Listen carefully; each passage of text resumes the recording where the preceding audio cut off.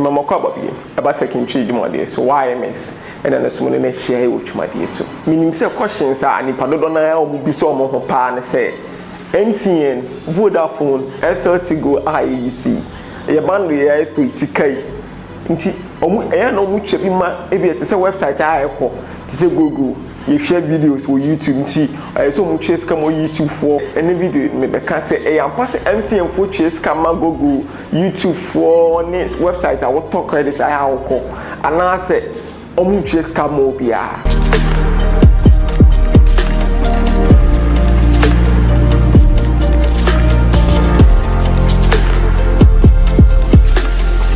MTN fan say me person in Facebook and I say me person in YouTube video asisi a wo share me upload here and ko YouTube nti me video no akodi wo YouTube for server nti say wo person wo ko YouTube server nim na ko video na YouTube server nim like unya internet na de wako ena Vodafone MTN omo ISP that's internet service provider nti omo be ma so person te say udina kochi na person wo ko kejetia omo say trotro ni bi no kejetia because of some person wo ko kejetia nti no mpacho ike na me ko kejetia say mpacho 7 cities nti say o person onko YouTuber nti say bia youtube.com unze youtube.com no unze data no yewo ba ko hwe form ba ko hwe so te say ufo unit so ba ko hwe so ba ko hwe form ba ko ne upload na ba ko ne download nti me pese me nko youtube.com www.youtube.com no mabo YouTube na ni phone so no youtube.com asend akwakoma MTN for YouTube for me request no asend akoma MTN for my client we person call youtube.com ne akọ Google for YouTube for server no nti ko YouTube for server na okay you are requesting the YouTube server homepage and be no na asend your brand MTN for MTN for heading and there be Google phone so okay YouTube na be but very fast nti depending on internet connection it's very fast also the tier no youtube.com akọ MTN for okay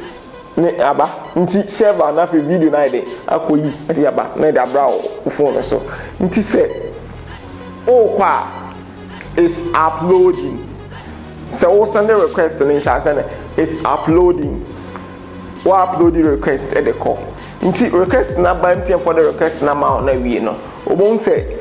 say we download it so you have to download nti see ano Google for ni your moduma YouTube for ni your moduma and MTN for so ye internet service provider almost mo your moduma nti there is no need say MTN for ko chase kama YouTube for say YouTube for we ba hanti mi sikadie me aduma ma biye no me aduma ne say amanfo mo person mo nko kejetia no na me for mo akọ nti there is no need say mo ton no ma wo kejetia no omo no se me ye trotro no mi tue sika e de mo wo kejetia ne say mi na me de amanfo free kochi e de ba kejetia mo beta ade e wo ho but de mi wetimi aye say mi ye trotro no because of say me ye aduma de kokochi ho no sorry me ye aduma de kokejetia ho no se mi twa tuo se mi tua tuo like tax se mi tua tuo e de ma station I wo kejetia ho because of say ye boa mo ba unya ba bi gina ni we no sa so na MTN for tua tax nti MTN for mu tua tax e de ma government of Ghana because of say ye nipa na mo serve ye nipa ni ho a mu nya obi e mo mo nya den on for mo ko internet ne so nti you tua tax e de mo but MTN for ku tua tax and so mu tua hwe e fa ma Google for what is obi ye na duma separate but Google for no mo run adverts like nti Google for ni team di wo omo kwan omo fa so nya omo sika en MTN for so musika omo je na omo di bi tua to omo tax omo di bi tua tax omo de bi tue omo adwumayefo ka infrastructures like omo sisi dan ebi na omo de ye police station like the keka ho ni na no eno so omo nya sika na omo de den omo tim de apel de say the adwuma na be den e be ko omo tototo wires